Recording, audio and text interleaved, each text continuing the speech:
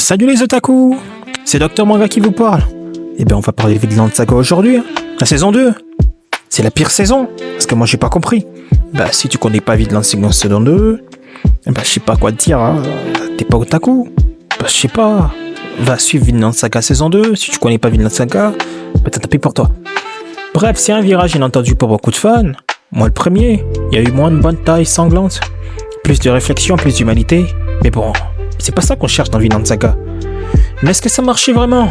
Bah c'est un flop, fiasco. Ben voilà, aujourd'hui on va voir ensemble le bon côté de l'anime, mais aussi le mauvais côté de cette saison, parce que c'est très différent en fait. Thorfinn est devenu chrétien, on dirait, il veut plus se battre. Bah, je comprends pas. Là il essaie de se convertir, on devait être content. C'est un mauvais personnage qui devient gentil. Et à la place, c'était fiasco. Bref, on parlera des bons côtés, des mauvais côtés de Vinland Saga, c'est parti. Les bons côtés de l'anime. Dans cette partie, on parlera des 3 bons côtés. C'est parti. Premièrement, l'évolution incroyable de Thorfinn. Clairement, le plus grand point de cette saison 2, c'est le développement de Thorfinn. Il n'y a pas à dire. C'est un développement hyper profond. On est passé d'un gosse, un ado hyper stylé, rempli de haine et animé par la vengeance, à tout ça pour parvenir à la saison 2 à un homme brisé qui cherche la paix en lui-même. C'est rare dans un animé de voir les personnages principaux évoluer de manière aussi profonde. C'est bizarre. De méchants à cruels, gentils. C'est souvent les gentils qui deviennent méchants quand on a un personnage gentil au départ qui devient méchant et c'est vide. À la fin, on va plus loin. Ben, on peut remercier, c'est beaucoup plus intéressant et intense. Quand un personnage gentil devient méchant, c'est beaucoup plus intéressant et beaucoup plus intense en fait. C'est l'une des raisons pour lesquelles des personnages comme Eren Yeager, Jinwoo et plein d'autres sont appréciés. Et à contrario, des personnages qui de base sont hyper stylés en méchant et deviennent gentils par la suite et baissent en popularité en réalité. Ils sont plus populaires devant les fans bien sûr, tel que Gaara, que tout le fan animé des mangas confondus dans le monde entier, qui a regardé Naruto, tout fan qui se respecte kiffe Gaara petit. Parce qu'il est cruel. Le Gaara petit, tout le monde l'a kiffé. Par rapport à celui-ci qui est devenu mou. Et dans Boruto, il est juste pitoyable en fait. Mais il n'y a pas que lui, hein. Bah, il y a aussi Vegeta qui a frôlé. Même s'il y a 2 catégories des fans, des DBZ. Des fans de Vegeta qui les kiffent comme ça. Mais bon, en particulier pour lui, hein. Il a gardé son mauvais côté, heureusement. Merci à Akira Toriyama. J'aurais pas aimé un Vegeta hyper gentil. J'aurais trouvé ça bizarre. Bon, il est devenu gentil, hein, sans oublier Sasuke, c'est le pire, hein. Bah, il a perdu beaucoup plus de flow après devenir gentil et s'être reconverti. Mais bon, le personnage change, c'est la vie, bah, ils sont adultes, mais nous on perd, hein. On préfère les anciens. En plus, ce Boruto possédé par le Moshiki, il a planté un kunai dans le Rinnegan. Si n'importe quoi, ça sonnait Pride l'aurait buté il y a longtemps, c'est sûr. Mais bon, il fait ce qu'il veut, ben ça chie, hein. Ikemoto, je te déteste. Deuxième bon côté de l'anime, un message mature et profond. Bref, la série aborde des thèmes très lourds. La guerre, la rédemption, l'esclavage, le pardon, c'est trop profond. Et elle fait avec beaucoup de finesse. C'est pas juste un blabla philosophique, non. C'est aussi profond, très puissant. Et je suis sûr que plein de fans otaku ont kiffé. Les paroles pleines de sagesse qu'on a reçues, il y avait plein de conseils utiles.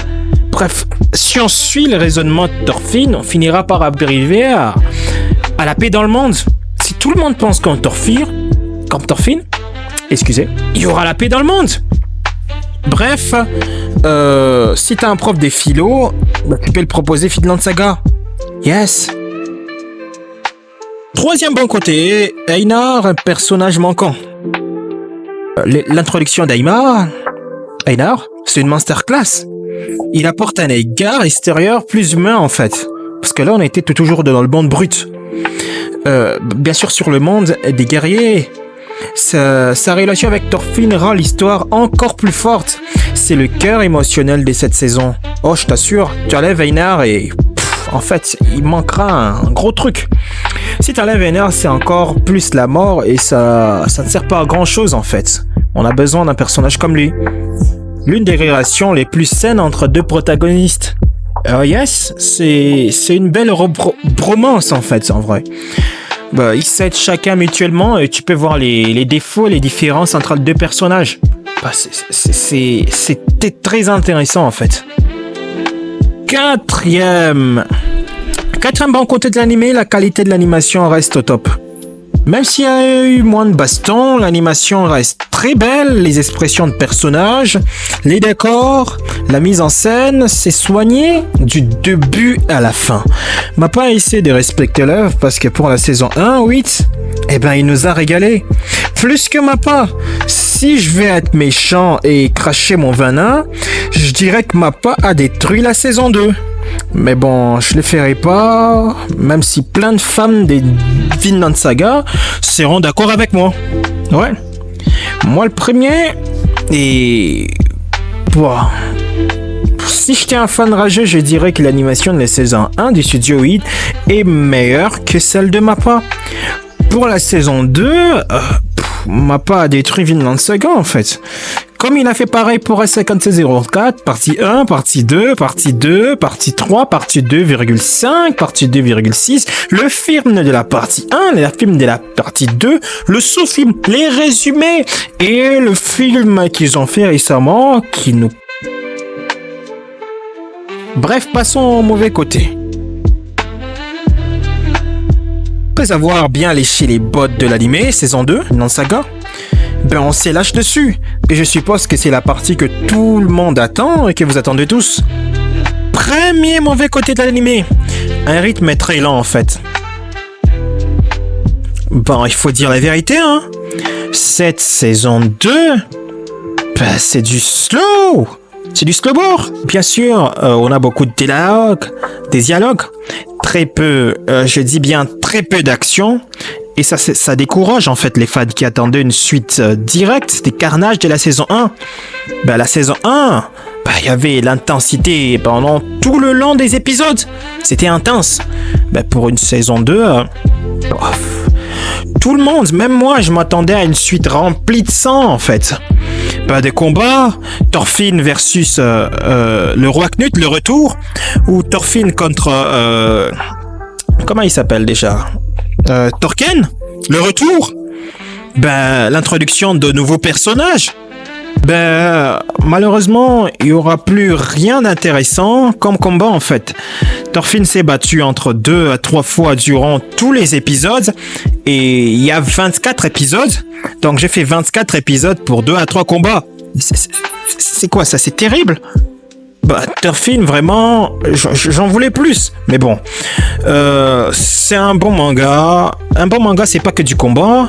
Mais en voyant la saison 1, on peut pas s'imaginer une telle saison 2, en fait. C'est impossible. Oui, c'est comme si on a One Punch Man saison 2, et après on apprend qu'il n'y a plus de combat. Et qu'à la place, personne se bat. Et qu'il va plus jamais se battre. Ça sera bizarre parce que One Punch Man c'est la baston de l'épisode 1 à l'épisode final.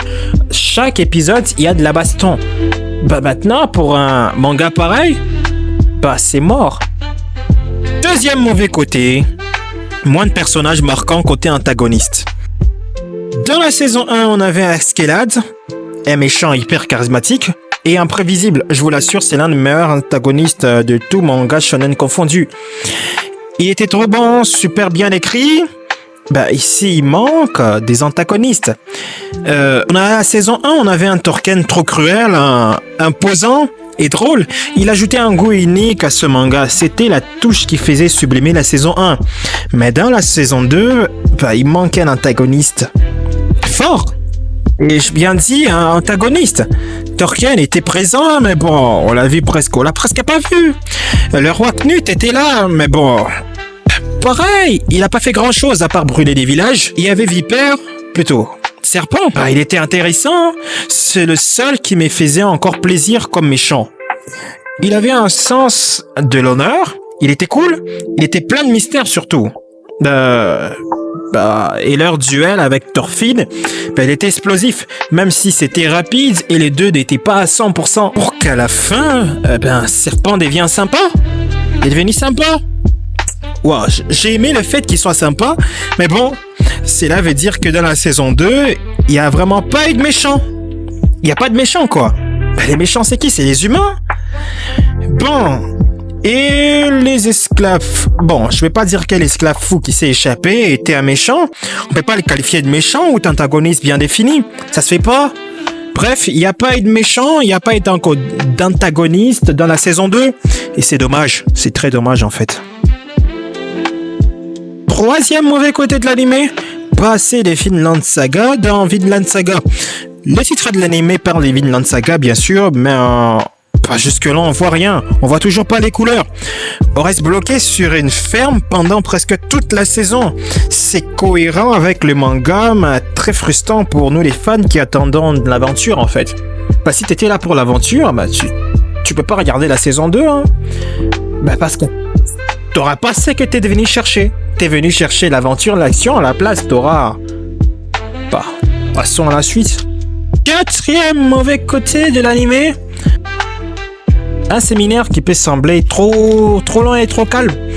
La saison 2 est beaucoup plus introductif, presque méditatif. C'est bien, je dis pas que c'est mauvais, c'est très intéressant. Mais ça peut donner une impression de stagnation et parfois on a juste envie que ça bouge un peu en fait. Parce qu'il parle beaucoup. Et en plus, le jour où je regardais l'animé, il y avait avec mes frères bien sûr, il y avait un pote qui était venu, hein. Il a suivi avec nous, il était obligé de voir Vinland Saga. Il connaissait pas. Et ce qui est dingue, c'est qu'il a pas fait plus de 3 épisodes. Il dormait déjà sur la chaise, tellement c'était ennuyant. Et il disait lui-même, mais c'est tellement ennuyant, j'ai sommeil. Mais bon, il devait supporter, on a fini par regarder l'animé. Bref, c'est trop lent, c'est un mauvais côté, voilà. Conclusion. Bref, Vinland Saga saison 2, c'est pas une suite classique, c'est une pause, un moment d'introspective. C'est une vraie réflexion sur la violence et la rédemption. Et c'est pas pour tout le monde, surtout la saison 2. Même si moi je recommande à tout fan d'animé confondu de regarder, hein. Même si beaucoup vont dormir en fait. Beaucoup ont dormi, c'est sûr. Mais si tu prends le temps d'y plonger, c'est une œuvre des plus humaines de ces dernières années en fait. On n'est pas habitué à voir ça, les fans d'animé. Ça fait plaisir de voir ces genres d'animé quand des non-fans qui critiquent des animés et les mangas en disant que c'est débile, stupide, et que ça rend stupide en fait. Des mangas comme SNK et Vinland Saga sont là pour les faire taire quoi. Parce que Vinland Saga et SNK nous enseignent des leçons tellement profondes hein, sur le monde, sur l'être humain et plein d'autres choses. J'espère que d'autres mangas comme ça vont suivre cet exemple. Hein. Pas comme Dandadan. J'ai pas compris cet animé, j'en ferai peut-être une vidéo parce que j'ai pas compris. Je sais même pas ce que ces mangas vont appris. Que des aliens ont des désirs. Mais c'est quoi ça? Bref, c'est fini. J'espère que tu as aimé. N'oublie pas de liker et de t'abonner. D'écrire en commentaire si tu as hâte de voir pour la saison 3. Partage la vidéo, surtout prends bien soin de toi. Fan d'animé, prends soin de toi.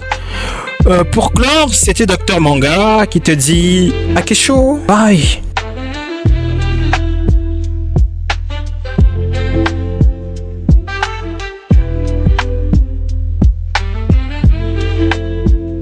Est-ce que j'étais très convaincant? Bye.